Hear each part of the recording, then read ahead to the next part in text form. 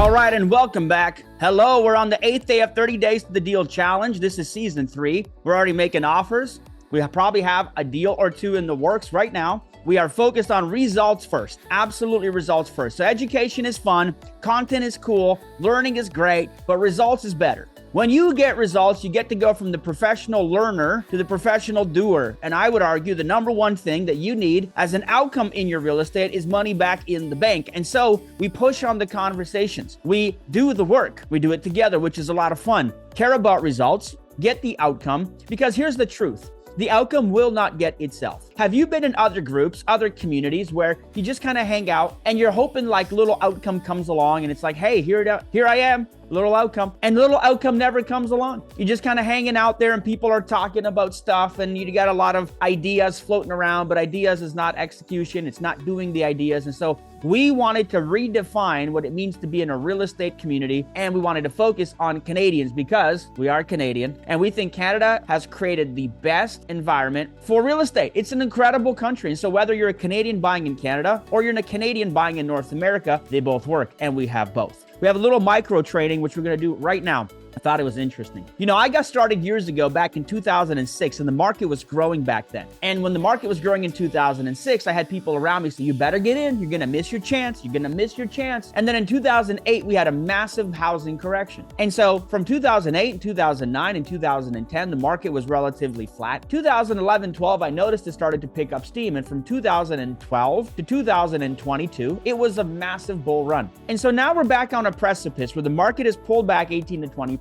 It started climbing a bit, and now the Canadian market's like, I don't know. I think I'm going to hang out for a while. I think I'm going to wait for a while. And so we have this like very much uneasy feeling about the future when it comes to real estate, which is what I love. When everyone else is scared, you better be hungry. And so you're seeing these kind of articles. Housing correction forecast signals potential price crash ahead, as much as 50% across the United States, and Canada typically will follow in many ways. And so what does this mean for us? Well, I think what we can conclude from this is that it's really uncertain where the market is going, but today the market is pulling back. And so we get the best, deepest discounts when the market pulls back. Let's get into a little bit of thinking on this and how we need to perceive the market as we grow. Here's the dynamic. We really have 3 types of markets that we've seen in real estate. We have markets that are flat for a long time, and so they don't really move, and the word we're looking for is appreciation. They don't really appreciate in value. Appreciation is when something goes up in value, up in demand, appreciation. And so the real estate market historically goes up over time. Sometimes though, it trends sideways or is flat. In a flat market, what happens is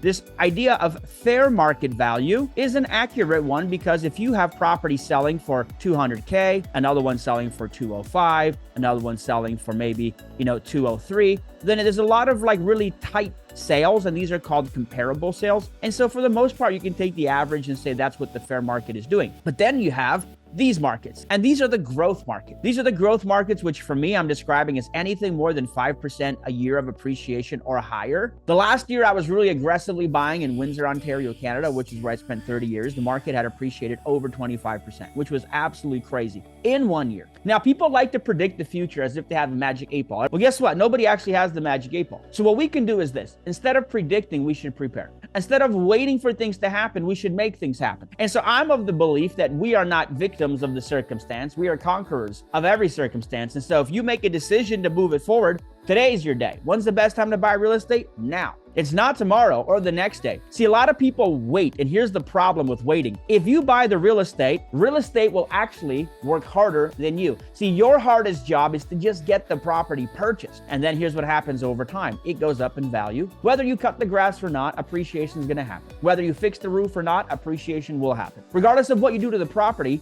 appreciation will happen in the single family landscape. And so real estate will do most of the heavy lifting for us if we just buy the real estate. Now, if you don't buy real estate and the market goes up, then the cost goes up.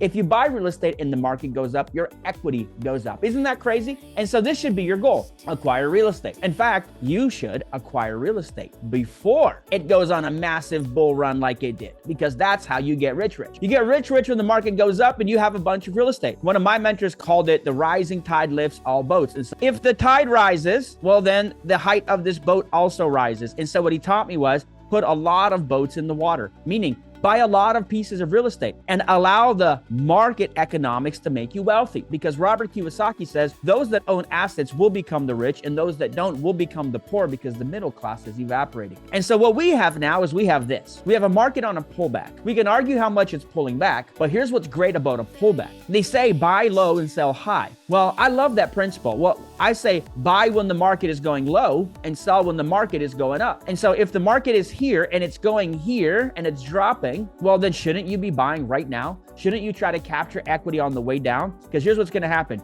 You're going to make offers. So let's just say this is a market cycle. It goes down and goes back up. And then here's what you did. You were a smart real estate investor. You saw this coming. You joined our Canadian real estate group and you were like, yeah, I'm all about this, a revival. So you bought here and then you bought here and then you bought here. And then when it was at the lowest price, because we're buying at 70, 80 cents on the dollar, you bought one here and then you bought one here and then you bought one here. And then so when the market is here again, we call this being in the money. You are in the money, meaning you have positive equity growth on every one of these purchases. And so whether you made 30% on this one and 40 on this one and 80% on this one, the aggregate growth is what makes you wealthy. And so the game is this. When the market gives you a pullback, when the market is falling, you have to make offers. That's the best time to do it. It's the time when it's frankly the easiest because it's the most level of desperation from sellers, and we buy motivated properties. And so we're buying from people who have probably overpaid or people who paid a lot less for it years ago and are ready to cash out. They want to make some money. And so real estate is that game. One more thing. Canada and America, but Canada is a very high debt nation. And what that means is that everything is credit. And so credit gets you in the game and credit gets you to the next thing. And so if a Canadian